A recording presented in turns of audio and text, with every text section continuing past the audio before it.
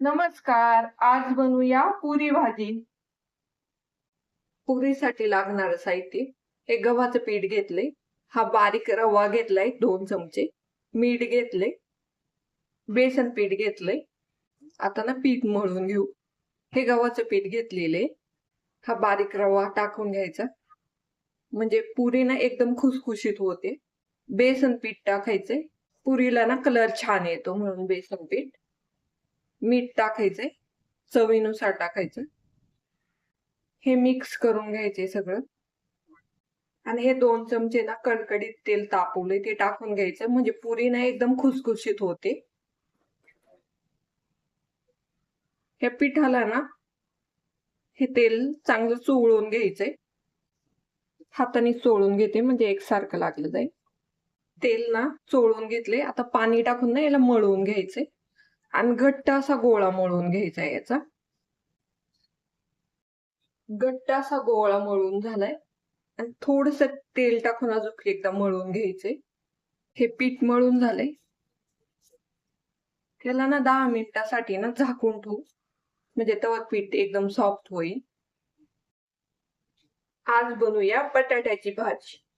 हा उकडलेला बटाटा घेतलाय, कट करून घेतलेला टोमॅटो घेतलाय, कट करून घेतलेला कांदा घेतलाय, कढीपत्ता घेतलाय, ही हिरवी मिरची घेतलेली आहे, कोथिंबीर, आले आणि लसूण, मीठ, धने पावडर, जिरे, मोहरी, गरम मसाला, काश्मीरी लाल मिरची पावडर, कांदा मसाला, हळद घेतली.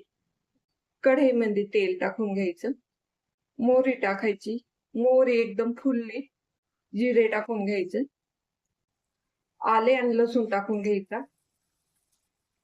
कढीपत्त्याची पाने, हे थोडस तेलावर परतून घ्यायचंय. कांदा टाकायचा, त्यात कांदा शिजण्यासाठी थोडस मीठ टाकायचं, म्हणजे कांदा लवकर शिजला जातो. कांदा सॉफ्ट झालाय. हिरवी मिरची टाकायची.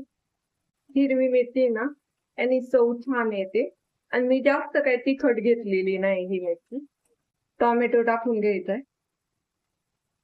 टोमॅटो ना एकदम सॉफ्ट झाला पाहिजे, असा शिजवून घ्यायचा. आता याच्यात ना काही मसाले घालून घेऊ. हळद पावडर टाकायची, कांदा लसूण मसाला, मिरची पावडर, धने पावडर टाकायची. हे सगळं मिक्स करून घ्यायचं. हे तेल फुटेपर्यंत परतून घ्यायचे. आता मीठ टाकून घेणार आहे. आता हे मसाले शिजण्यासाठी आणि याला तेल सुटण्यासाठी ना 2 मिनिटांनी मी याच्यावर झाकण ठेवणार आहे. झाकण काढून बघू. मसाल्यांना ना चांगलं तेल सुटले. आता बटाटा ना असा कुच करून घालायचा याच्यामध्ये. फोडी वगैरे नाही करायच्या, म्हणजे चव छान येते. पाणी टाकून घ्यायचं. जेवढे घट्ट पातळ भाजी लागते ना तेवढं पाणी टाकून घ्यायचं. आता पातळ दिसत असेल ही भाजी. एक उकळी आली का ही अजून घट्ट होईल. छान अशी ना घट्ट तयार झाली ही भाजी. आता कोथिंबीर टाकून घ्यायची. लास्टला टाकायची, म्हणजे कोथिंबीरचा कलर जसाच्या तसा राहतो. आणि ही भाजी तयार झाली. आणि हॉटेलमध्ये पण ना अशी पुरी भाजी ना सकाळच्या नाश्त्यासाठी भेटते. आणि ही पुरी भाजी ना खूप छान लागते खायला. गरम मसाला टाकून घ्यायचा. आणि ही भाजी ना तयार झाली, एकदम मस्त तयार झाली. आता पुरी बनवून घेऊ. हे पीठ भिजले.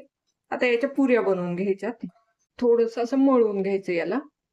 एक ना असा छोटासा उंडा घ्यायचा आणि मी तेल तापाय ठेवलं एका बाजूला आणि थोडस तेल लावून घ्यायचं आणि मग लाटून घ्यायचं.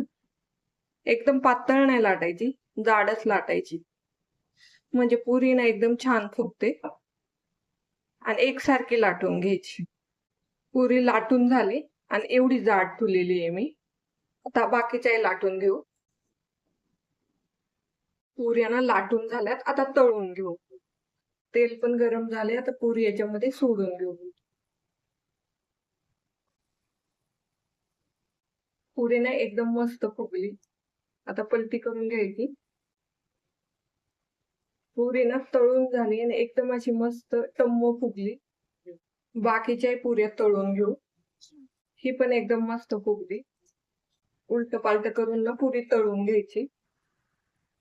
मस्त अशा ना पुऱ्या तळून झाल्यात आणि एकदम अशा मस्त अशा टम्म फुगल्यात. ह्या पद्धतीने केल्या ना खूप छान होत्यात पुऱ्या. मस्त अशा ना पुऱ्या तयार झालेल्या आहेत आणि एकदम मस्त फुगल्यात. मस्त अशी पुरी भाजी तयार झाली आणि एकदम छान लागते ही भाजी आणि पुरी.